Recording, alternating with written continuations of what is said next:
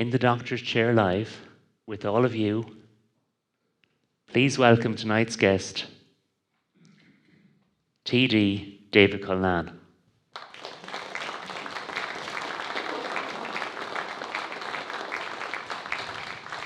How are you, Mark? Welcome. How are you? I'm very good. Good.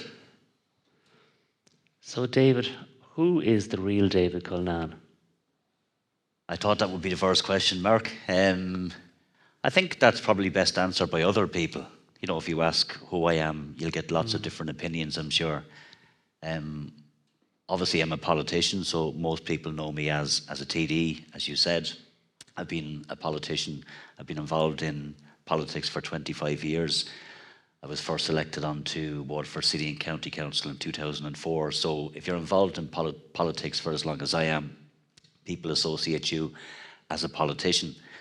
And then as your profile builds, people see you on the television and people have a perception of your persona, which is based on you as a politician. But obviously there's an awful lot more to all of us beyond the persona that people would see on the TV or even as a politician. I'm a dad. So I have two beautiful children, Emmett and Finn. They're in Florida as we speak, or maybe on the plane back, so they were there for Halloween with their mum. Emmett and Finn, two beautiful children. Emmett is 16, Finn is 12. I'm a brother, so I have a sister and two brothers who I think are here, or most of them are here. I'm a son, obviously, so I have, my dad is still alive. My mum died a number of years ago, far too young, which was obviously a big deal in my life. I heard you talk about your own mum and dad a few moments ago. I'm an Arsenal fan, so I'm not happy at the moment because we lost 1-0 tonight, so I was listening to that before I came out as well. I know you're a Liverpool fan, I think, if I'm right. And I also have a great GP as well. So for those who don't know, Mark is also my GP, so he knows all of my deepest secrets. I can't spoof him, unfortunately, because he probably knows more about me than I do. Well, I don't want to ask you about your deepest secrets here, but it wouldn't be the time or place. But I do want to ask you about the death of your mum, because I'm sure that must have been a big loss for you at the time. Yeah, you have one mum, and you know, mothers mind you from the moment that you're born. And it was very traumatic for my family when we first got the news that my mum had cancer. And I know many families go through something similar. It was almost a state of disbelief when I first got the news. What was really interesting about that time period was her resilience. I'll never forget the courage that she showed. She never showed us emotion, never cried once, and for the best part of a year as she battled, and there was lots of ups and downs even throughout that year. There was hope, there was always hope, and we were hoping that she would come through it. She was getting very good treatment. She had great doctors, great support from all of her sisters. She has 6 sisters, and an extended family. And obviously she had all of that love that she gave us. She got it back in spades during that time period. And it was really traumatic. And I remember the time that I got the news that there was no hope. It was Christmas Eve, and she had gone in for the final surgery, and they had found that it was obviously a very short period of time left, and it was only a matter of weeks. She died a couple of weeks later, and obviously traumatic. So like yourself, you know, you miss anybody that dies, but you miss your mum deeply. So obviously that had a big impact on me. And I'm sure it's informed you as well, you know, as a person going forward, that experience. Yeah, and I remember I spoke at her funeral, and it wasn't as difficult as I thought, because even the very last conversation I had with her, and it was a very strange situation where she knew obviously she was dying, and we were having conversations, and she told me to say what I felt was the best to say, but she just wanted people to be looked after, as she saw it. Make sure everybody has a drink, make sure everybody is happy.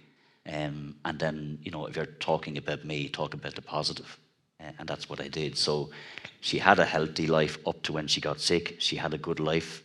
She had great sons and daughter, and she was a wife as well. And as I said, a sister and a daughter. So she had great family and great support and a very good life. She wasn't born in Wales, sorry, she lived in Wales with her sisters for a long number of years. They moved back to Ireland, so we have lots of connections still in Wales. But I had a very, very happy childhood because of my mum and because of her hard work, and she was always a really hard worker and grafted and saved and could do amazing things with money. Only mums can do, like amazing things.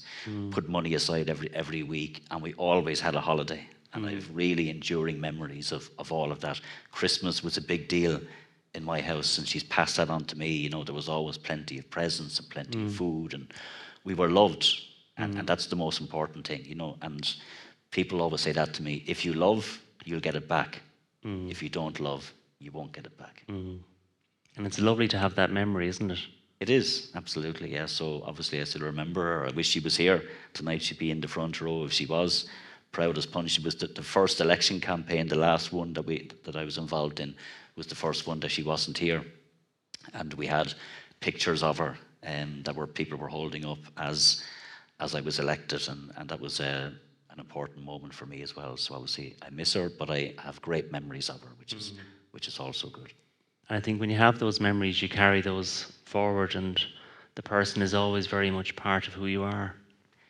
Yeah, you're part of your environment. Like, I came from a very working class background. I lived in Ballybeg, which is possibly one of the most working class communities you can get. I lived there until I was 22 years of age. And unlike the perception of lots of working class housing estates, I had a really, really good childhood, a really good upbringing, lots of good friends, a sense of adventure where we lived. We occasionally got into trouble, as people do, but I loved every moment of it, and I'm very proud of those roots that I have. I lived in Waterford City most of my life. For a short time I lived in Kilkenny. Unfortunately, I'm not a big Kilkenny fan. Maybe that's a hurling thing. But I lived in Kilkenny for a number of years, but my home and my heart will always be in Waterford. And I sort of grew up across the road from you. We were pretty much in the same parish. We were. I have a faint memory of you. You were a couple of years older than I am. Just one or two. A couple. I think when I was in first year in St. Paul's, you were probably in fifth or sixth class. And you were definitely going places, that was for sure. And you even had that intelligence at that age. I remember your dad, and I remember your mum. I met them several times. So yeah, we're shaped by our environment. We're shaped by our family. We're shaped by our friends. My own politics obviously would have been shaped from where I came from. I mean, that's the same for everybody, you know. So I'm very proud of where I came from. I'm very proud of all of the memories, because it was, you know, for the housing estate I lived up in, sometimes has a bad name, or had a bad name when I was growing up. It doesn't now. I was always just had that feeling of immense community. And it was different. Like, even the association we had with our neighbours back then is completely different to what it is today. Everybody shared everything. People didn't have as much, but what was had was shared. You know, I have those memories, playing out on the street late at night during the summer. But there was very few rows that I can recall. Almost every neighbour was a friend. You know, maybe that was your experience as well. And we don't have maybe those levels of interpersonal relationships now with neighbours, for whatever reason, that we had back then to the same extent. Or maybe it was just the housing estate I lived in was different. I don't know. But certainly it's a really happy memory that I have. It's as if society's become more individualistic and less about community. There's a bit of that. Yeah, I think it's a bit of that. If you're looking back to you when you were a young man, say 21 years of age, now, through the lens of tonight, what might you say to him? That younger version of you. Yeah, I don't know if it works like that. I don't know if I was to go back and speak to the 21-year-old me, or even to speak to a 21-year-old you, whether that person would listen. I think people have to make their own decisions, and you have to live your life, the good and the bad, and the ugly. You know, there's all of that. I'm not sure of that, even if I was to give myself advice, because I got lots of advice when I was 21, and some of it I listened to, and some of it I didn't listen to. If I was to give myself advice, I think the best thing I could say to myself would be to smell the roses more, and and that's to enjoy life as much as you can in the moment, because I've had lots of jobs. I've had a very busy life, and politics, obviously, in and of itself, is a really busy job, and it can consume, and it can take and take again, and you have to try and carve out that space for yourself as a person, your own space for you, your time, which can be very difficult and very challenging. And sometimes when you're very busy, life can pass you by. If you don't enjoy life as much as you could if you were maybe to take that moment to reflect and to see things a bit differently. So if I was to give myself a bit of advice, I think that would be it. Mm. And how do you make time to smell the roses now? Well, I have a partner who lives in Mayo, so I spend a lot of time with her. It's a long drive to Mayo, and she comes down to me a lot as well. I have my 2 boys, who I spend as much time with as I can. I have a good family that I spend time with. I read a lot. I used to watch a lot of television, and it's something that just crept up on me, and I didn't notice it for a long time, but I don't watch as much television. In fact, I've watched very little. There are times when I mightn't put the television on for months. I get news from my phone, or I get information from my phone. I walk. I like to walk, and I like to watch sport. I think my biggest enjoyment comes from watching sport. As I said, I'm an Arsenal fan, so I like soccer, but my biggest passion is hurling. And watching hurling, for anyone that loves hurling, and most Waterford people do, I've gone to lots of sporting events, lots of them, soccer, I've darts, lots of different events. Nothing can compare to 2 hurling teams out on a pitch in a great game, a close game. Look at all of those games we had down through the years, the heartbreak, the hope, the excitement, the loss. It's like it's almost like life itself in many ways. The dreams that you have. For us, we never saw Waterford win in All Ireland. I'd love to see it. If I was to have one gift, if someone was to say a genie comes out of a bottle, it would be for Waterford to win an All Ireland in hurling, would be my dream. And if they beat Kilkenny in the final by a point, it would be even better. I think he deserves a round of applause for that. I had a real-time reflection. I was just thinking that, like you, of course, I love Waterford hurling. Like you, I watch very little television, but anytime I put on the TV lately, you're on it. Well, that's a good thing, or maybe a bad thing for some people. In other words, you are very engaged with political life. Politics, of course, can be all-consuming. But you are defined by many people as a politician. And I know you've got the health brief at the moment. If you were to become the full Minister for Health, what would be the 1 or 2 things you would love to say, this is what David Cullinane did, and this is how he was able to make a difference? Well, over the last 2 years, 2.5 years since I became the health spokesperson, I spent an awful lot of time listening. And the one thing about politicians, and politicians sometimes come in for a lot of stick, and rightly so on occasion, because politicians can make bad decisions. You can have bad governments, bad political choices that impact on people's lives. But at its core, politics is about public service, and it's about wanting to make things better. And I was immensely proud when I was asked to become the health spokesperson, because as long as I have been involved in politics, and even before I became involved in politics, health was put up there as the poison chalice, the one ministry to run away from, the one that is the most challenging, the one when you possibly become public enemy number 1, the minute you become Minister for Health. There's been very few successful ministers. And I was conscious of all of that when I took the brief on. But I was equally conscious that health is so important, and that if you can transform healthcare and make it better, and if you listen to people who understand it, because politicians, by our nature, have to be across so many different issues. We have a housing crisis, you have the environment, you have climate change, transport, education, social protection, all of the elements of what makes up a government, and as politicians, we deal with so many different issues all the time. You can't be an expert in everything. Like, you're a doctor, I'm not. I don't understand medicine in the same way that you do.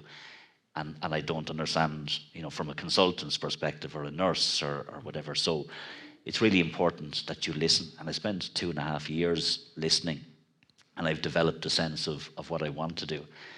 I suppose, in essence, it's to leave the health service better than I find it, if I get the chance. And I say if because it's really important. The one thing I've learned about politics is to be humble. And the most humbling place of all for politicians is a count centre. And I've been in many of them where the results maybe didn't come my way, and sometimes they do come your way. So there is no,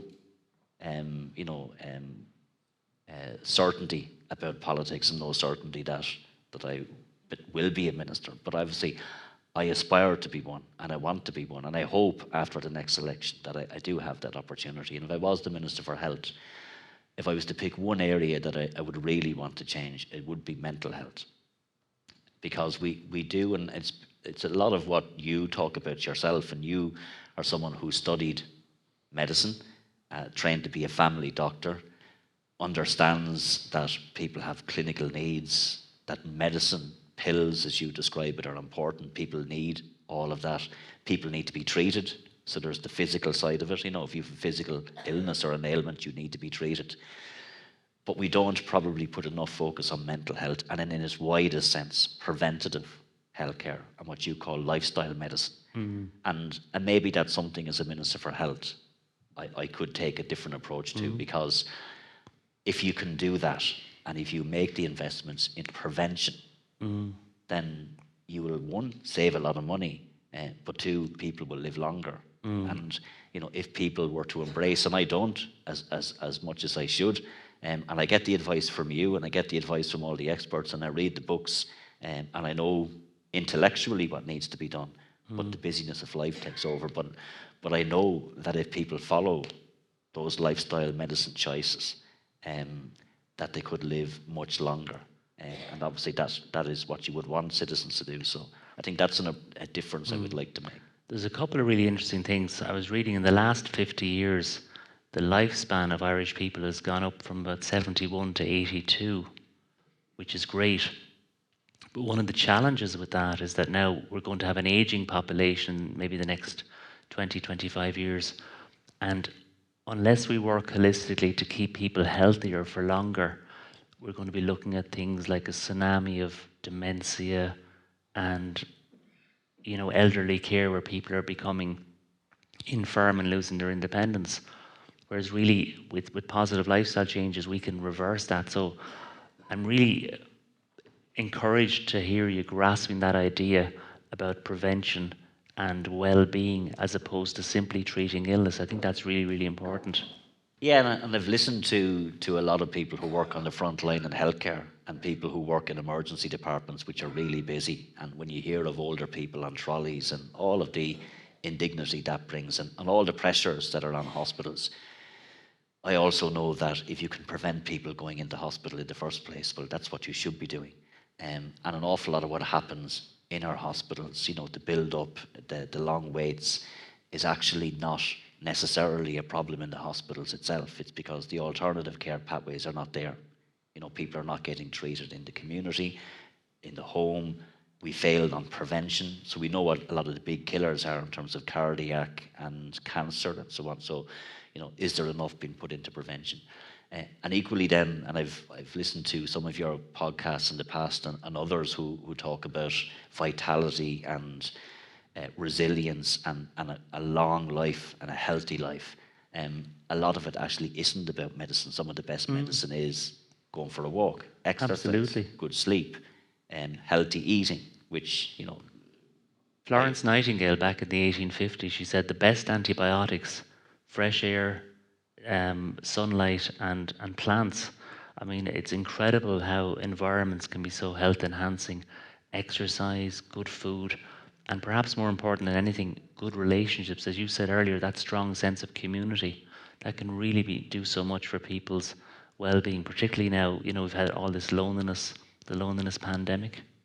Yeah, so there's lots, and when you ask me what I would want to do, because I was talking about the perception of the Department of Health and being a Minister for Health, you can't allow yourself to become overwhelmed by the scale of the challenge, because you will fail very quickly and you will be consumed by it's so big and there's so many different moving parts to it, and there'll be a crisis every day and a crisis every week and a crisis every month, and obviously you have to respond to all of that, but you have to have a plan, but you also have to be right yourself.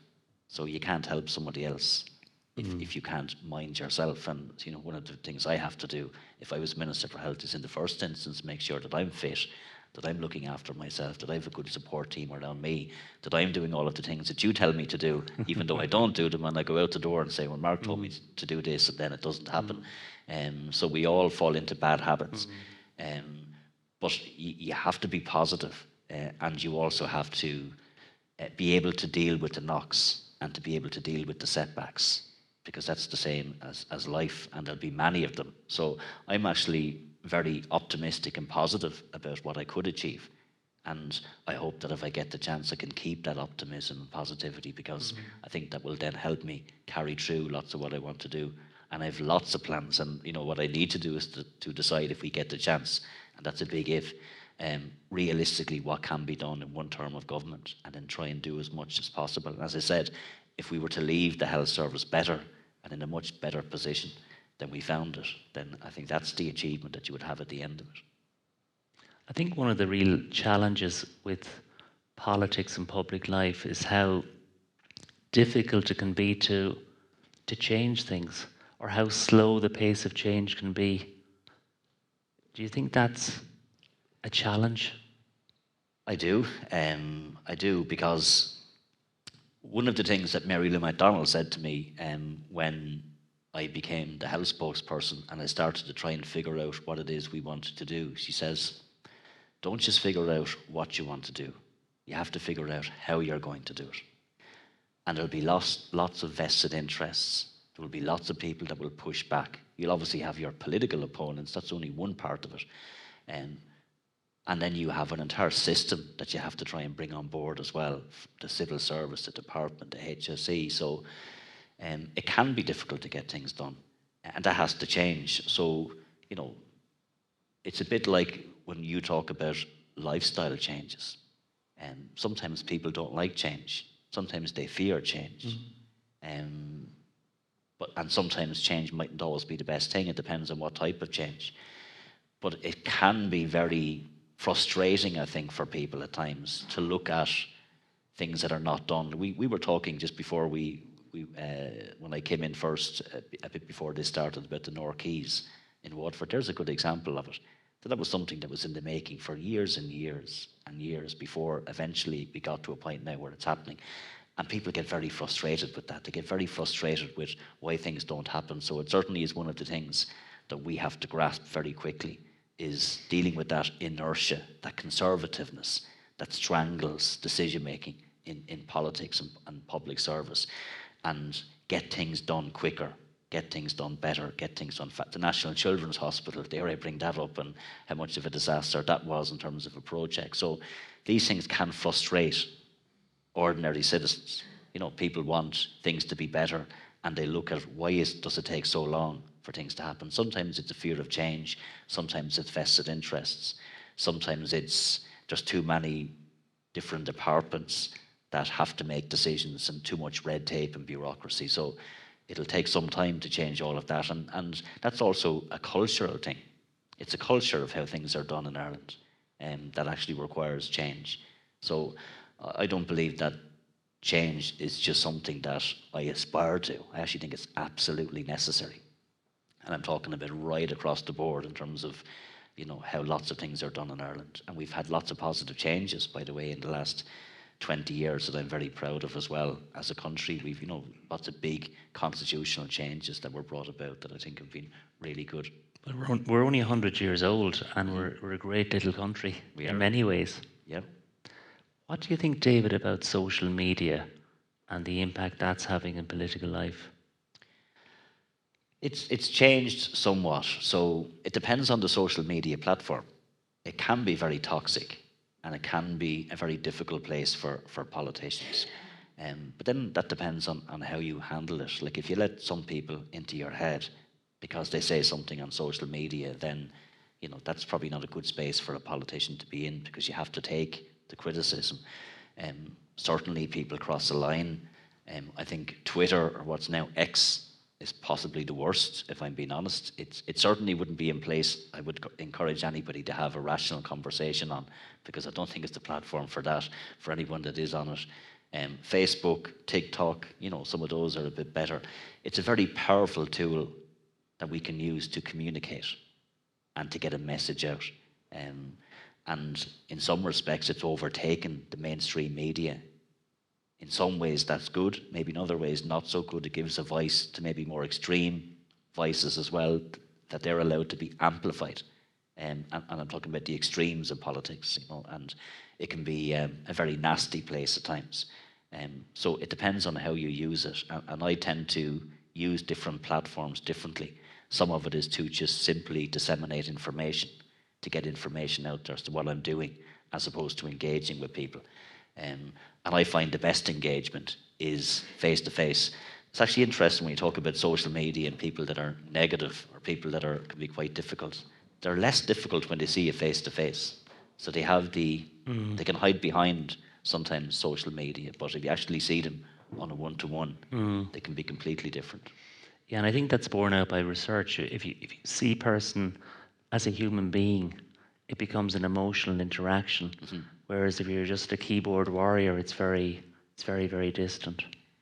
And there's plenty of them, So what I would say to people is just use it as best you can. And it's probably more challenging for young people now. Lots of bullying goes on, as we know, with lots of young people in these social media chats. You're in one day, you're out the next day, so you have to obviously mind your own children in relation to all of that as well. There was interesting research done in the University of Pennsylvania. They looked at articles from the New York Times over 6 months and looked at what was shared on social media, and they found that people, while they pay attention to negative stuff, because we're hardwired for negative news, we tend to share what's positive. We tend to share what others will enjoy reading or find awe-inspiring or, hope-inducing. Well, normally I'd share the results of an Arsenal game with people. I probably won't share it tonight, Mark, so that's probably right. If it was a positive result, I'd probably share it, but I won't be sharing it tonight. Obviously, I've spoken to you before, and you do strike me as a very grateful person, David. Would that be true to say? Yeah, I would hope so. And again, that's a judgment call that other people might make. Like, I've really, really good family, and I'm very proud of my family that have always supported me, and I obviously try and support them. And my brother Keith, who's someone I'm very close to, always said to me that if you give, and this was in the context of my own children, if you give them love, you will get it back. And that's possibly the best advice that was ever given. And gratitude is so important, because in essence it's about acknowledging that support that you get from people, but also that you give to others. So like when you give something and you give your time and it's appreciated, that gives something back to you as well. So I would hope that I would be seen as someone that would be grateful for the support that I get. And we can, at times, because of the busyness of life, take each other for granted. And that, I would imagine, is the case in all walks of life. It's part of being human. It's part of being human, and sometimes it's just nice to stop and say thanks, and to appreciate the goodness and the support. And I see it even in my own work. Very often someone will come in with a box of chocolates, or you might like to hear this now, with a bottle of wine, and they give a gift because you will have helped them out. So sometimes just, and I do the same, and likewise. So I think appreciation and gratitude, I think, is really important in life. Well, as I say, nobody has ever suffered from being overappreciated in the world. No, definitely not. How do you stay healthy yourself, David? Probably not as good as I should, if I'm being honest, because there's no point pretending that you are something that you're not. I try my best I think I'm someone that had a lot of some setbacks in my life. And one of them was my mum dying, possibly the biggest. My marriage that didn't work out was certainly a big setback at the time. It was 9 years ago. These things can test you, and these things can be really, really difficult. So we all go through very difficult times in our life, and we hear about post-traumatic stress, but there's also post-traumatic growth, and you can grow from a trauma, you can grow from a loss, you can learn from it. So that's down to resilience and actually being able to use the tools that you have. And that's your mental health. Physical health obviously is different because that's exercise and healthy eating and sleep, and all of that helps. I don't know if you've watched the Beckham documentary. No, but it's been recommended. I haven't seen it yet. Watch it. And there's one part of it there that really stuck out for me. And I'm not a Manchester United fan, so it was very, very difficult for me to sit down initially and watch it. And again, it was my family said, you should watch this, even if you're not a soccer supporter, which I am, and you're not a Manchester United fan, watch it. And there was a very interesting couple of episodes around the 1998 World Cup. And David Beckham, there was a huge game, quarter-final, Argentina versus England, massive rivalry, going back years, as you know. And towards the end of the game, he struck out his leg. I remember that. An Argentinian player, and he was sent off. And the abuse that he got was absolutely phenomenal. It went on for 6 months, possibly more. And I mean horrendous. Public enemy number one, if there ever was one. Wasn't able to walk down the street. Every time he walked out onto a pitch, he got abuse. His wife, I don't think they were married at the time, but certainly she went to a couple of games and very horrible things, sung and chants, which soccer fans do, as we know, to get one up on the other team. And then the following year, something changed. It was actually at the time when his wife started to get abuse. And he was in a really bad place. He would say himself in the documentary, he was probably clinically depressed. Like, he really was public enemy number one, because he was essentially blamed for England going out of the World Cup. And then he took a much more positive attitude, and he helped Manchester United win the European Cup for the first time under Alex Ferguson, I think at the time, the FA Cup and the Premier League, or the Triple.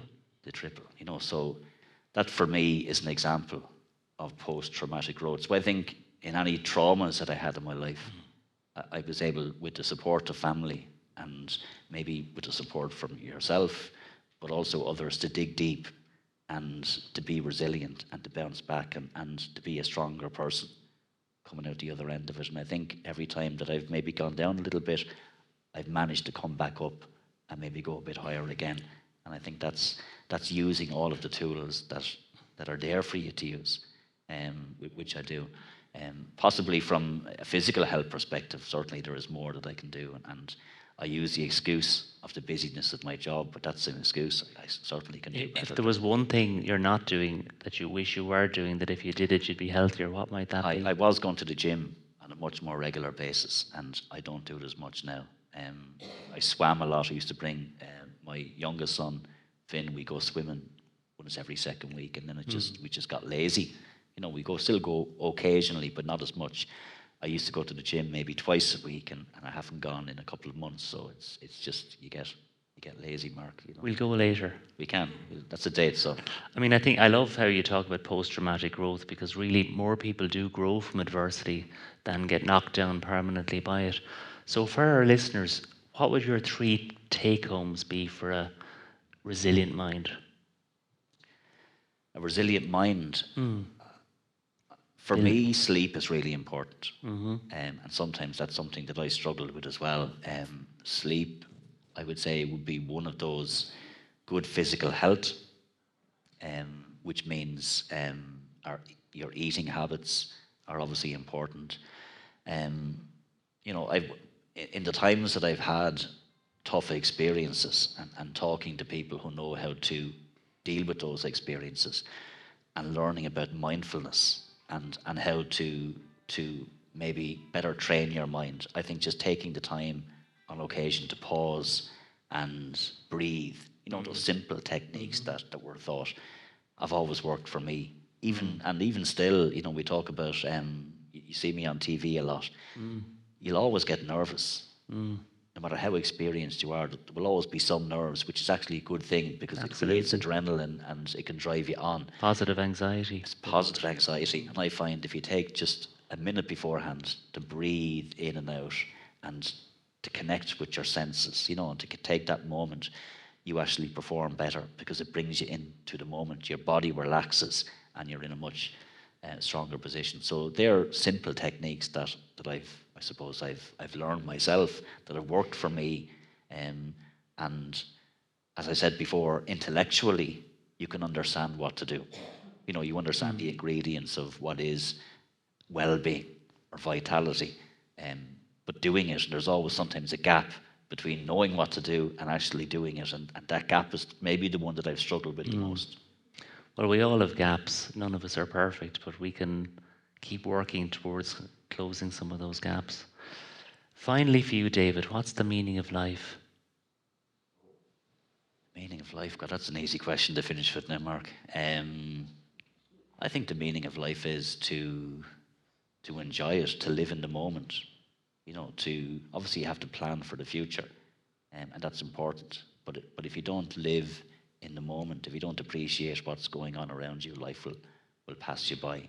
And I think if you do genuinely do that, and you do live more in the moment, that's where all of those feelings of gratitude and appreciation will come from, and those interpersonal relationships will be better and stronger for it. So for me, that's the meaning of life. I'm not a religious person. I don't believe in God, and that's my own view. And I don't know what's there when we die, but I certainly know that as long as I can, I want to stay alive for as long as I possibly can and live the best possible life that I can. Well, David, it's been wonderful having you in the doctor's chair. Keep leading, keep inspiring, keep living through the lens of growth and well-being. David Cullinane, thank you very much. Cheers. Up there. Okay. We'll see you after the break.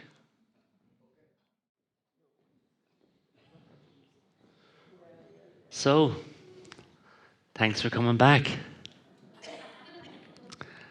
So that was a really interesting conversation with David, and you know, for me, just reflecting there in real time at the break, some of the real take-homes for me were David's commitment to this concept of growth. You know, that we all experience setbacks in life, but we can grow from adversity, we can grow from our experiences. Secondly, his innate sense of optimism, because I think optimism for the future really does bring a strong sense of hope to the present moment. Grounded in family, and finally, of course, his love for Waterford hurling shines through. So I just want you all to think for a moment about something in your past that you're really proud of. It might be some medal you got, it might be some prize you won for painting at school, something that makes you feel really good on the inside. You see, that's how I felt almost 25 years ago when we started our medical practice in Lismore Park. We rented a space over a shop right across the road from where my parents still lived. And, you know, we worked hard, we decked the place out really well, we had bright blue paint on the waiting room walls. We even had a coffee machine back then. Now, pre-millennium, that was quite something. And, you know, we worked hard and everything was going really well. Until that morning, almost a year later, that Friday morning, there was a knock on my front door about 7 o'clock. I ran downstairs in my pajamas, of course. And I opened the door and there was a guard standing there and he said, "Is your name Mark Rowe, the doctor?" I said, "Yes, why?" He said, "You better come quick, your practice is on fire." And I got dressed and I rushed over there. And, neighbours were standing around, with the blaz in the bag, the newspaper. But for me, it was as if time stood still, because all I could see was my livelihood, my future, everything I'd worked so hard for, just going up in smoke in front of my eyes. And I felt numb. Remember, a few hours later, we were allowed to enter the premises, and as I climbed the stairs, I'll never forget the smell. That pungent stench of smoke and charred wood, and as I climbed the stairs, I could see what looked like the remains of a red balloon stuck on the wall. And I said to myself, what's that red balloon doing there? And I realized it was the remains of the fire extinguisher. The whole place was trashed. The computers were completely destroyed. But we were doctors. Show must go on. So we dusted ourselves down. We worked through the weekend. The following Monday morning, we were open. But my show didn't go on, not really. I couldn't help taking that fire so personally. I was consumed with fear and anxiety. CCTV footage had found that 2 guys had broken in wearing balaclavas. 4 separate fires were set.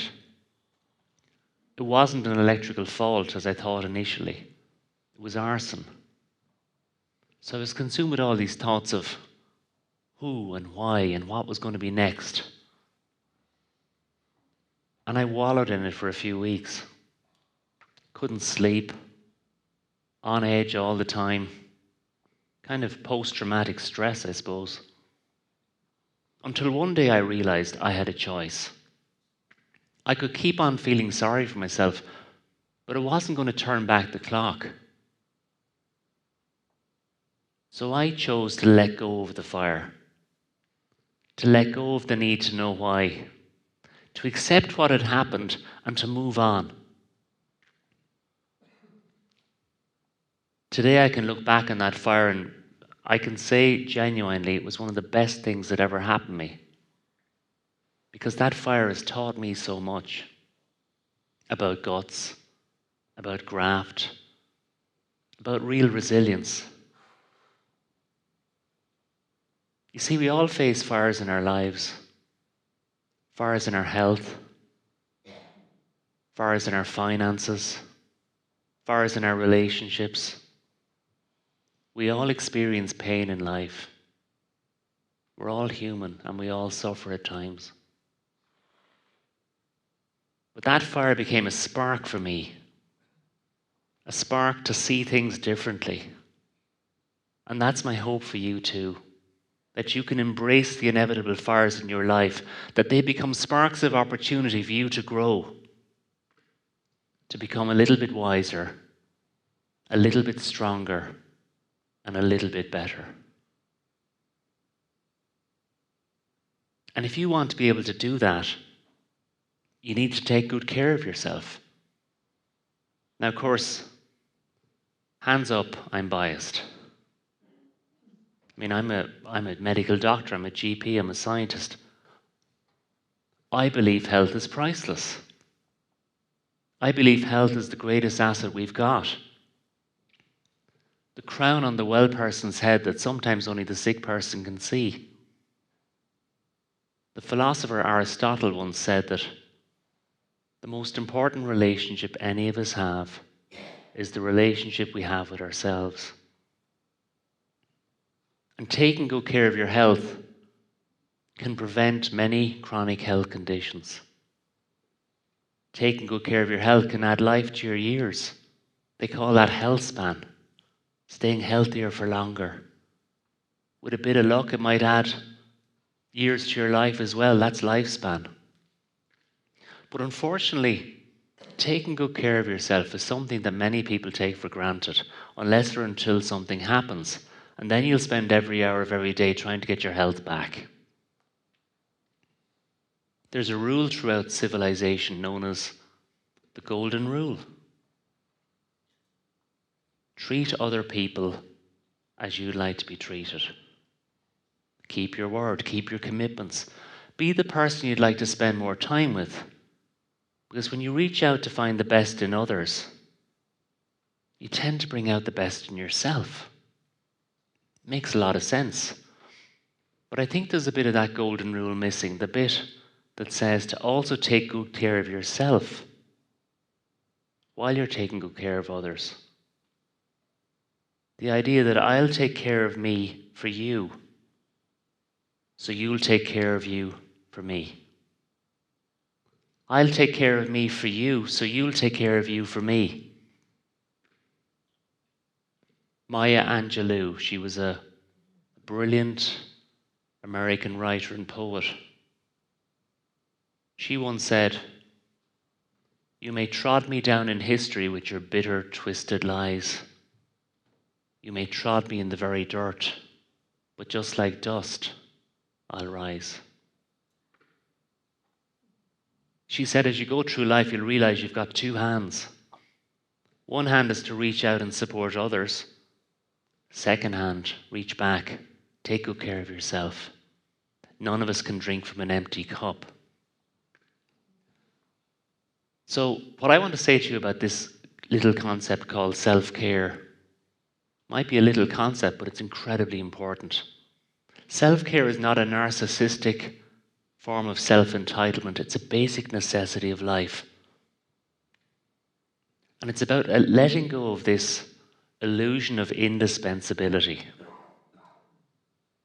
The myth that you're indispensable. Many men fall victim to this myth. We're all dispensable. But at the same time, we are irreplaceable to those people that love us, to those people that care about us. Self-care is not about the myth of perfection. None of us are or can be perfect. They have a beautiful term called wabi-sabi in Japan. And wabi-sabi means the crack in the vase, the blemish in the painting, the asymmetry in the drawing that adds to, as opposed to takes away from the beauty of something. But in Japan, they don't paper over the cracks. They don't hide away the chipped cup. They paint it with gold paint, to celebrate the flaw. Because they know that the flaw adds to that person, adds to that piece of art. And I think it's a great metaphor for life for us too. We're all flawed. But we can all be perfect in our imperfections, focusing on progress as opposed to the illusion of perfection. So self-care means listening more to your heart, living more by your values, letting your lifestyle habits be your best possible medicine. Derek Walcott was a Nobel Prize-winning poet, and he wrote a beautiful poem which for me really epitomizes the essence of self-care. It's called Love After Love. The day will come when with elation you will greet yourself arriving at your own door, in your own mirror, and each will smile at the other's welcome and say, "Sit here, eat." You will love again the stranger who was yourself. Give wine, give bread. Give back your heart to itself, to the stranger who has loved you all your life, whom you ignored for another, who knows you by heart. Take down the letters from the mantelpiece, the old notes, the photographs. Peel your own image from the mirror. Sit, feast on your life.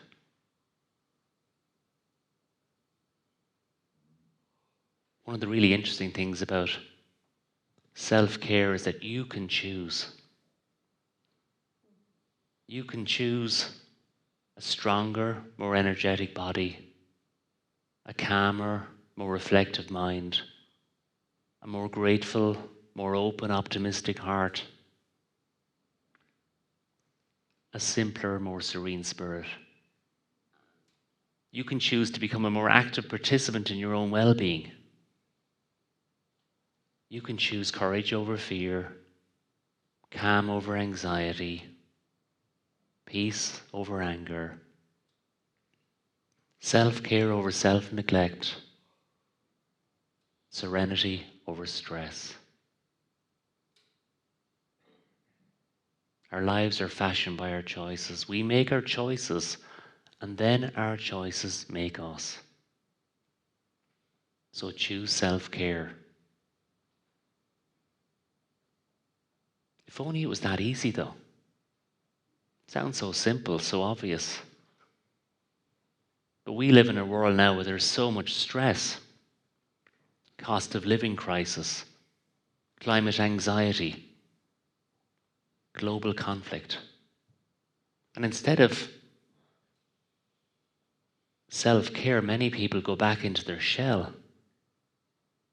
And all of that stress burns a hole in your willpower muscle, and you crave comfort from sugar or whatever else, and you practice self-sabotage.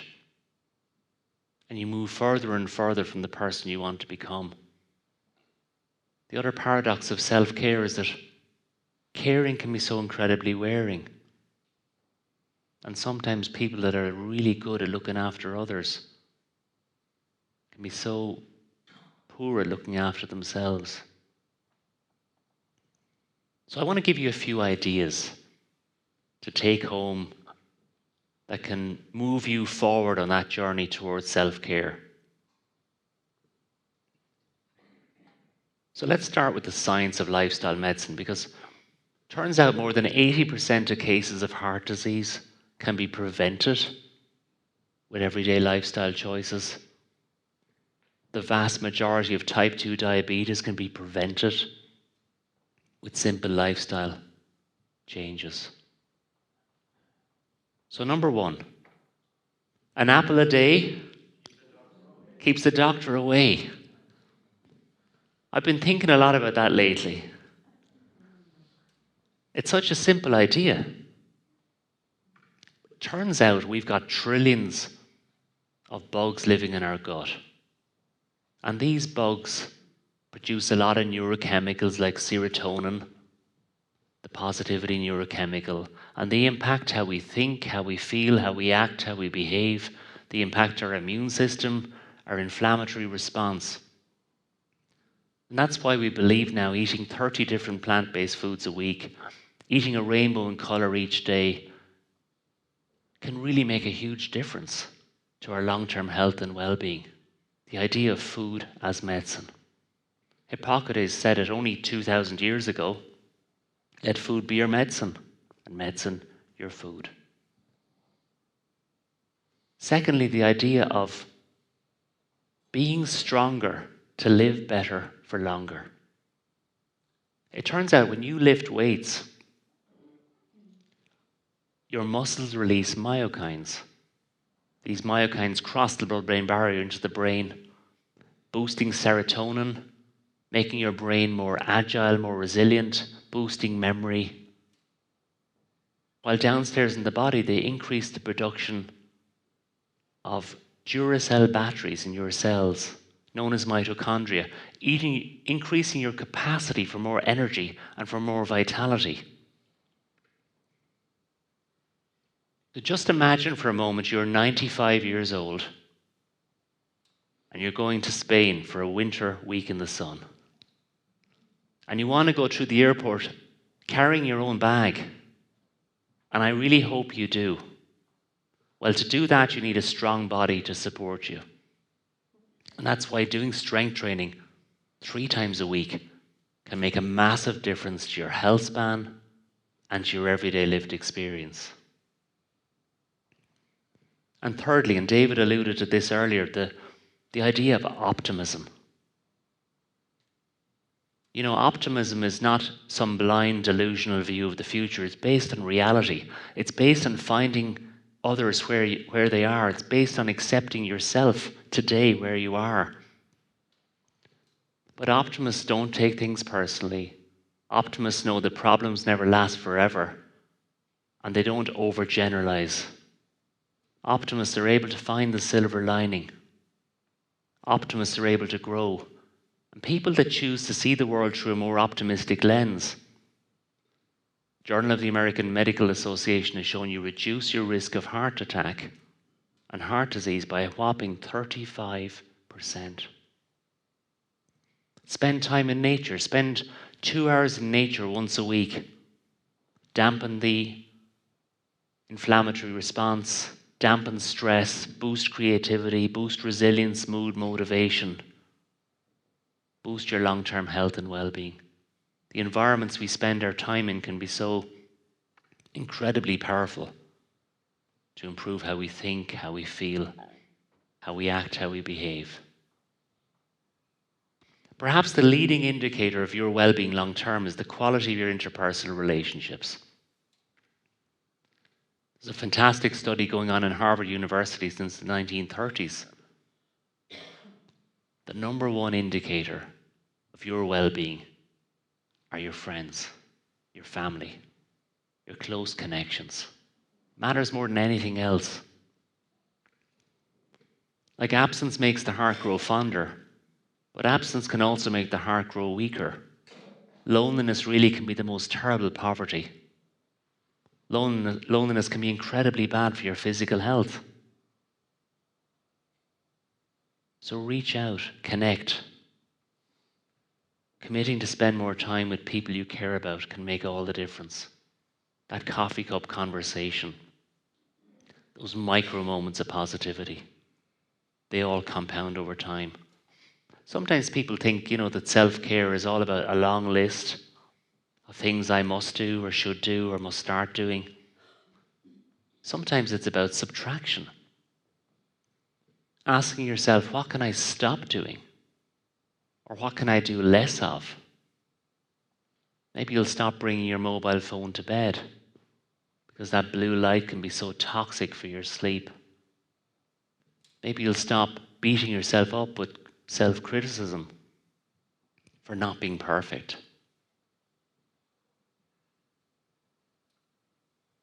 Self-care is about simplicity, keeping it simple. If you spend 15 minutes once a day, that's 1% of your day, focusing on your relationships, focusing on becoming stronger, focusing on becoming more mindful, focusing on developing yourself, focusing on reading. Imagine what that will do for you in 5 years' time. And of course, self-care starts on the inside. Tuning into what you're thinking and how you're feeling before turning your attention outwards to the world around you. As William Blake once wrote, to see a world in a grain of sand and a heaven in a wild flower. Hold infinity in the palm of your hand and eternity in an hour. Self-compassion. Self-compassion means accepting yourself, the good and the not so good. Recognizing how far you've come. Recognizing everything you've done in the world that's got you right here tonight. Realizing you're never alone. And treating yourself as you would treat your best friend. Imagine if your best friend came to talk to you and they were really worried about something. What would you do? I'm sure you'd treat them with patience and kindness and non-conditional support. Well, imagine treating yourself the same way. That's what self-compassion is. To become more curious with your negative emotions. Because, it's perfectly normal to feel anxious at times. We spoke about positive anxiety earlier. To feel fearful, guilty, insecure, maybe even resentful or angry. We're hardwired for negative emotion, but we can become more curious about where those emotions are coming from and not beat ourselves up for feeling those, and instead focus on bringing more heartfelt positivity into our everyday lives. Just think for a moment back to the day you were born. Everyone remember that? I don't either. But I can say without question that you were an incredibly beautiful baby when you were born, because we all were. And the first thing you did was you took your first breath. And the last thing any of us do before we leave this world is we take our final breath. I mean, breathing it's essential to life itself. You might decide, I'm done with this breathing business. But the automatic part of your brain will think otherwise very quickly. You're sitting there breathing 15 times a minute. You're not even aware of it until just now. Now you're focusing on your breath. But the interesting thing is, if you slow your breathing down to 4 or 5 breaths a minute, just for a minute or two, not forever, you'll dampen down the stress response, quieten the red button in the brain, ground yourself in presence, reduce distraction, distress, feelings of anxiety or tension.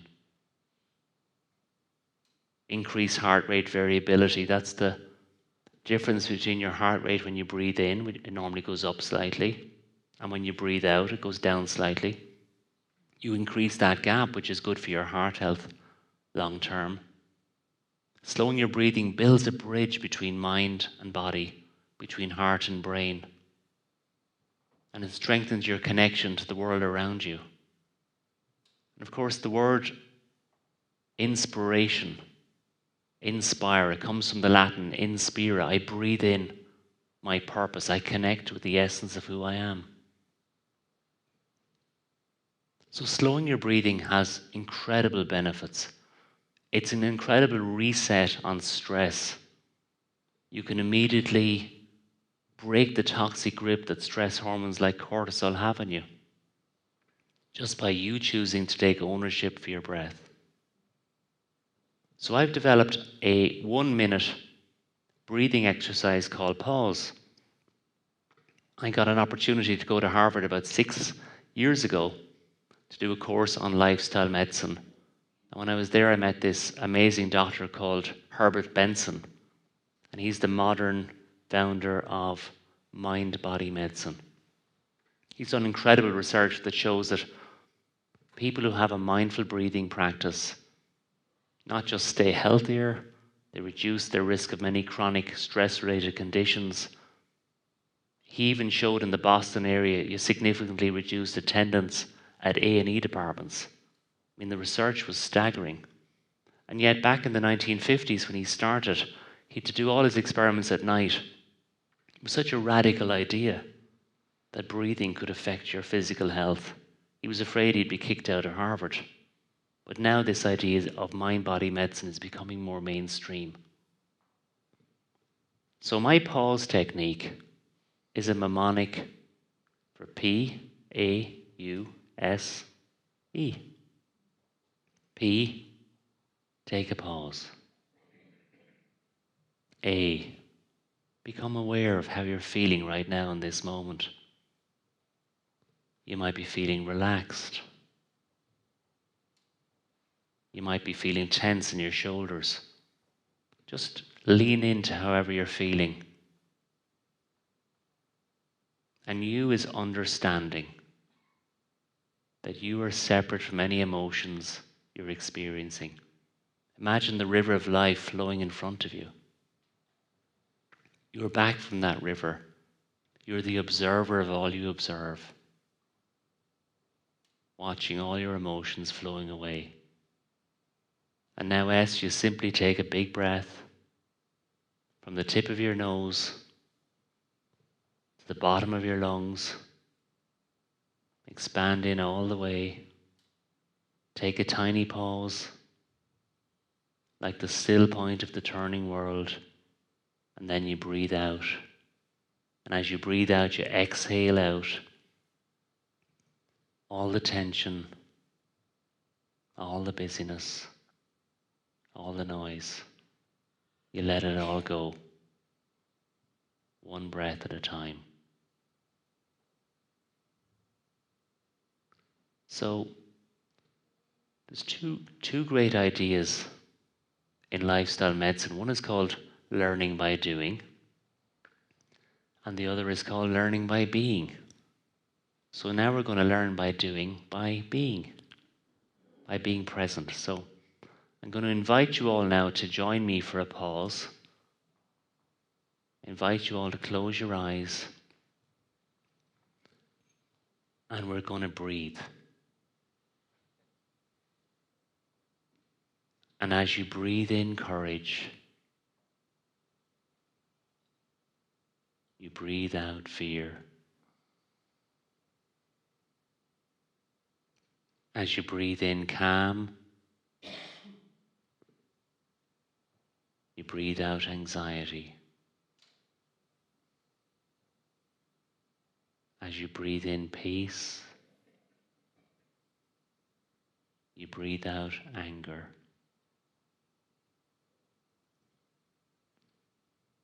As you breathe in self-care, you breathe out self-neglect. As you breathe in presence, you breathe out distraction. As you breathe in patience, you breathe out intolerance.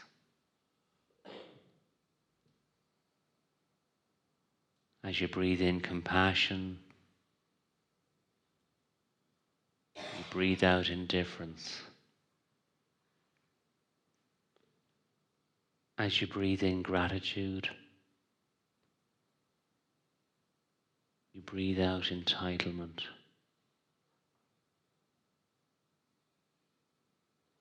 As you breathe in stillness, you breathe out busyness. As you breathe in peace, you breathe out anger. As you breathe in light,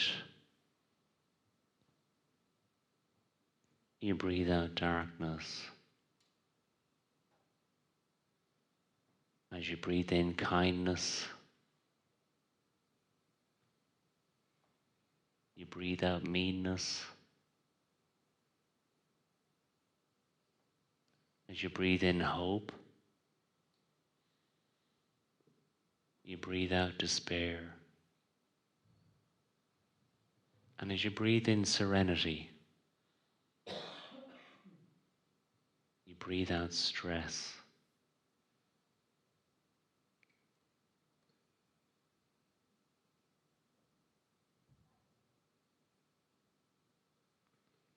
Not known because not looked for, but heard, half heard in the stillness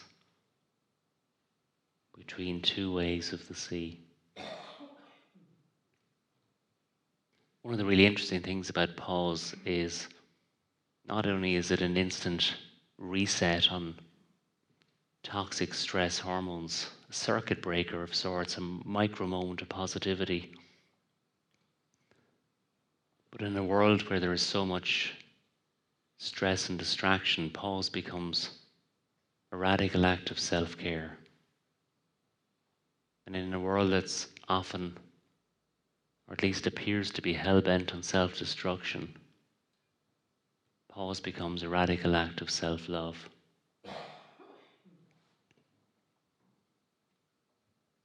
By you choosing to own your breath, you can step forward, grounded in presence, and more at ease from tension and distress.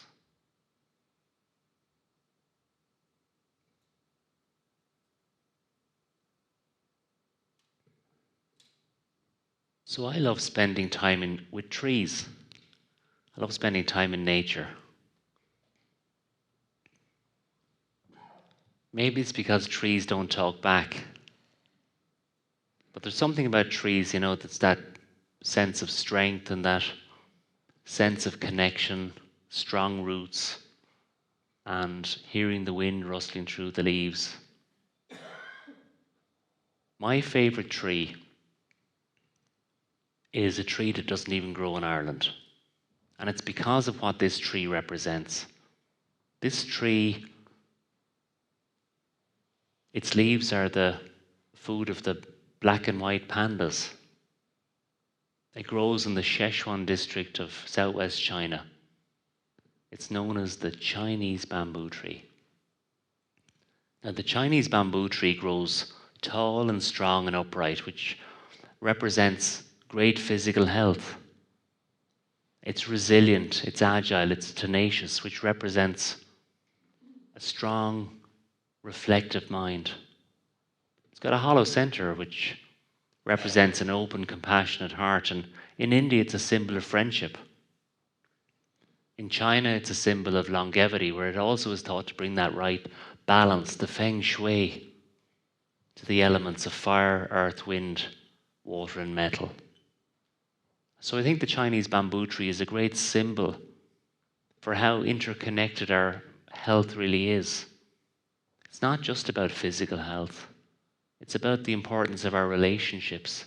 It's about our mental health, our emotional health, the environments we spend our time in, our own sense of belonging, our sense of place, our sense of purpose in the world. All of these things matter. All of these things are important.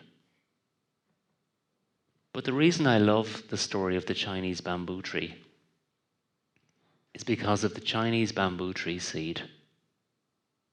You see, you get the seed and you plant it in a sunny aspect of your garden in southwest China.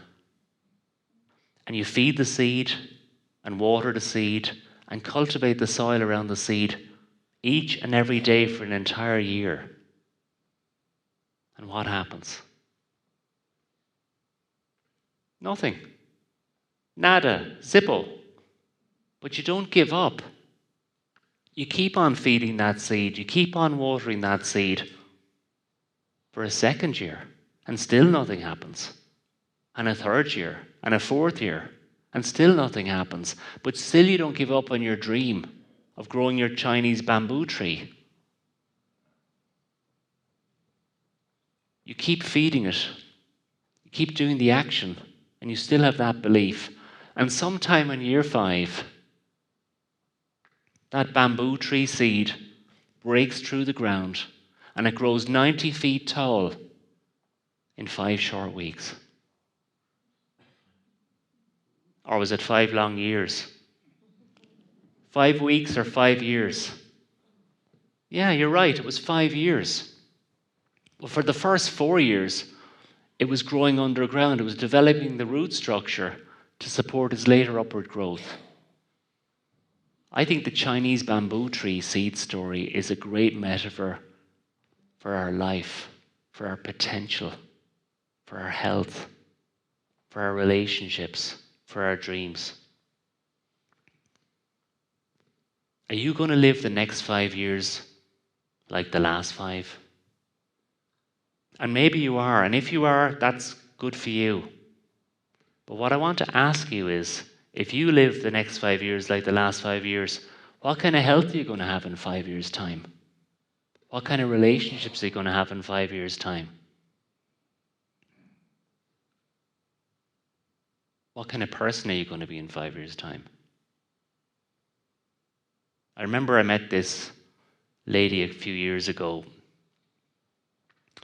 and she was working in Dublin, and she came down to see me, and she worked for a big multinational, and there'd been a global restructuring, and she'd been made redundant.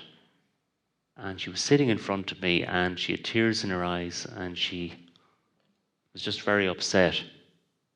And she started to tell me that she was the eldest of 5 children.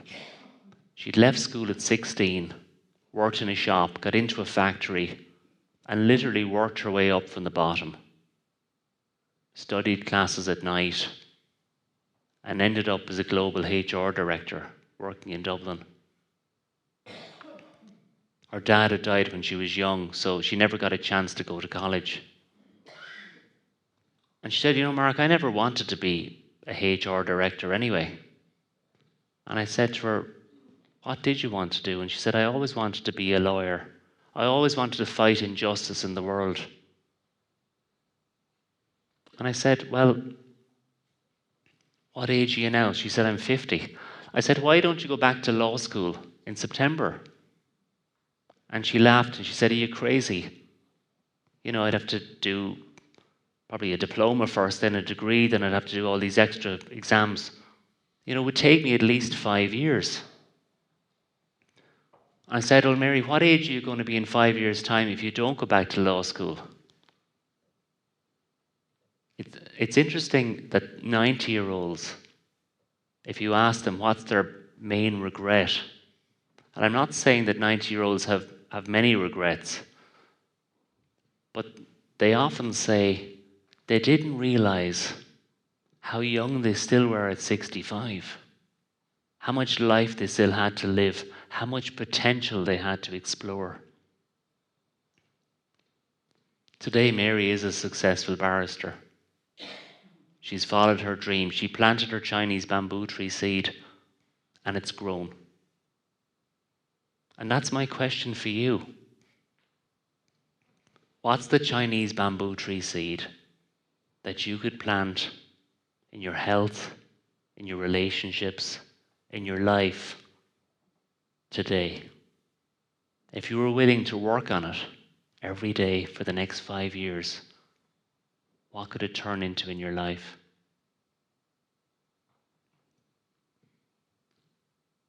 I love the Celtic symbol of the circle. That symbol of connection and inclusion. The idea that every ending has a new beginning. The idea that mind, body, emotion, spirit, relationships, purpose, environment are all interconnected elements of our well-being. In many ways, life is like the seasons. Every year, spring, summer, autumn, winter. And, you can't say, I'll have 3 springs, please, a couple of summers, 1 glorious autumn, but no winters. I don't do winters. Life isn't like that. We can't change the seasons in our life, but we can change how we respond. You can change your direction today and impact your destiny. You can change your habits today and impact your health. You can choose courage over fear, self-care over self-neglect, self-development over self-sabotage. You have that potential to choose. So spring is really the youngest season. The vision of spring is about vitality, about vibrancy, about courage, commitment, and more importantly than anything, about action. You see, spring gives us opportunity, but we have to plant the seeds. We can say goodbye to the darkness of winter and say hello to the brightness of spring, but spring doesn't last forever. We have to take advantage of the springs in our life, because before we know it, it's summertime. The sun's at our back in summertime. Life's a breeze. Everything's going so well in summertime. Summertime is a reminder to stay humble, to stay grounded, not to get complacent. Summertime is a reminder of who you have in your life, to be grateful for the people you have around you. Summer is a time to defend your values. Forget the thief in the alley that's after your purse. Remember instead the thief in your mind that's after your promise. And before you know it, it's autumn, the season of great beauty and also a season of decline. Autumn is a reminder that you are responsible, that you are the master of your fate, that you are the captain of your soul. Autumn is a time when the youth and energy of spring is replaced by the wisdom of autumn.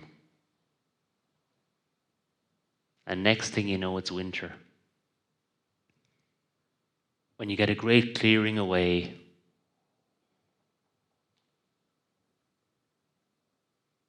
when winter can catch you in a vice-like grip,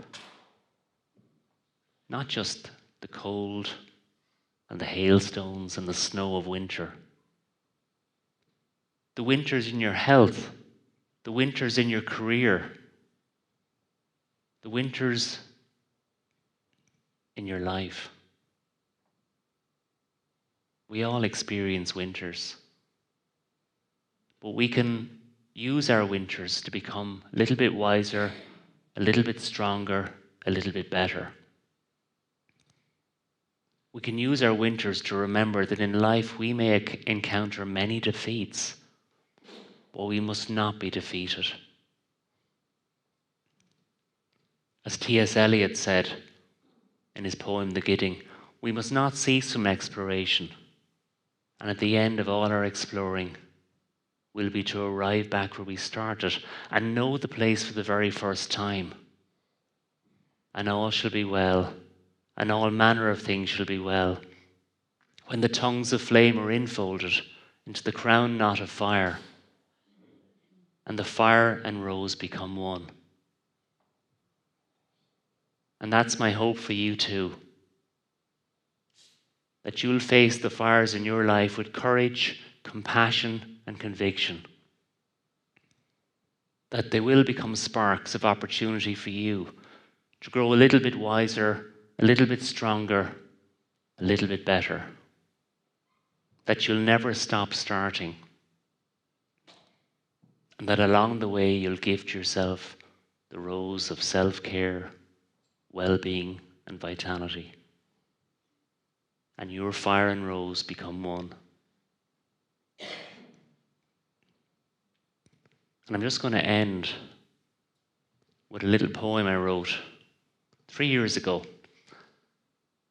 walking in the Mount Congreve Gardens. And this is just to wish you all every possible success in your health, in your relationships, in your well-being. This is a poem called Soul Breath.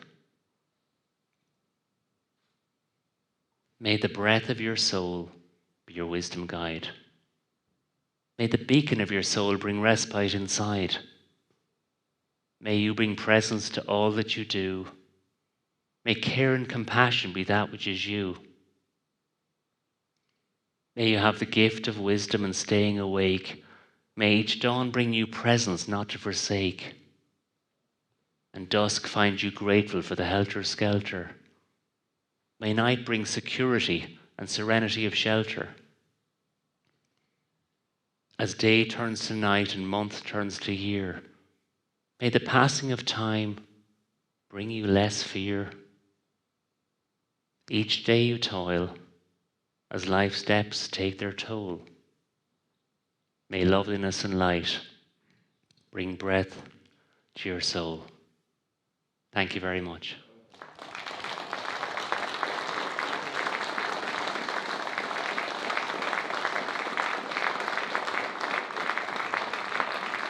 Oh.